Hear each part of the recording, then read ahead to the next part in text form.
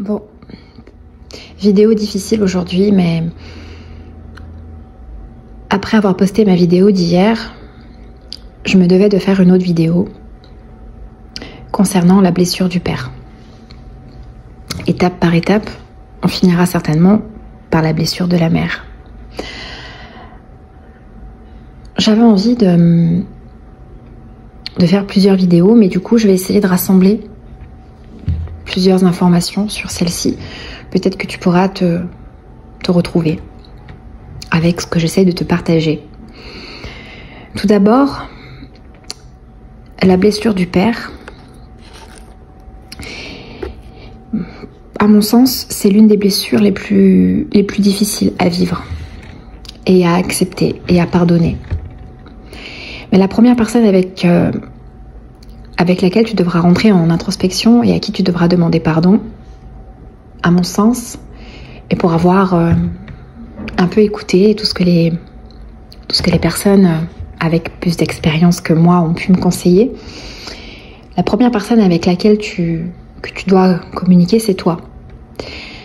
Tu es la première personne à qui demander pardon, à l'enfant intérieur, à la petite fille que tu étais ou ce petit garçon qui finalement ne demandait qu'une chose, c'est d'avoir un père. Ensuite vint l'étape du père. Quand tu auras fini par te demander pardon à toi, à cette petite fille qui finalement n'attendait que d'avoir un père, un lien, je pense que la deuxième personne avec laquelle tu dois communiquer, c'est ton père. Mais avant ça, il faut que tu comprennes que ton père, avant d'être un père, il était ce petit garçon qui a certainement eu la même vie qu'il t'a offerte.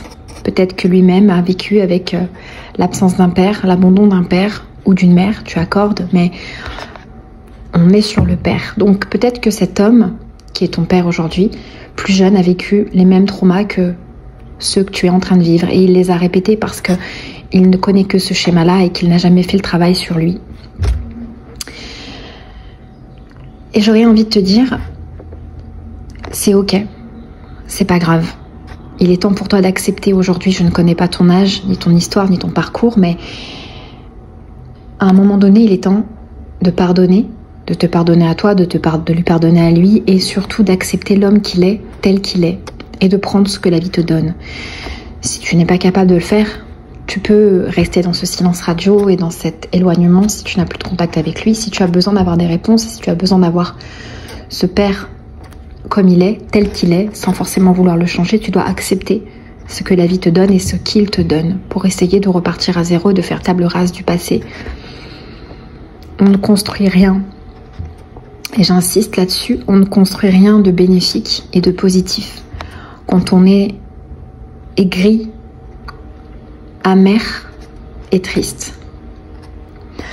Alors, tu n'es en aucun cas responsable de ce qui se passe. Tes parents auraient peut-être dû faire mieux. Ils ont en tout cas fait de leur mieux avec ce qu'ils avaient.